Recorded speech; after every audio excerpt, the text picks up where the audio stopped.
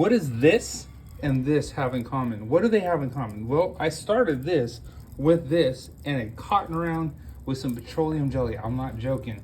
These little pieces of pine are just scraps off of some offcuts that I did on a project. They're untreated, so I don't have to worry about poisoning myself. I have lump charcoal.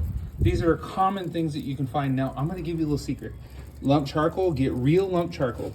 What I use is this stuff, Komodo Joe Big Block, and it goes on sale from time to time. You just gotta kind of watch out. So don't buy it when you can't afford it.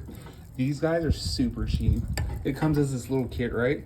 But this ferro rod really works. I'd love to put it into practice for you guys. Maybe I'll do a video on that later. But buy the simple things that you know that you can cook.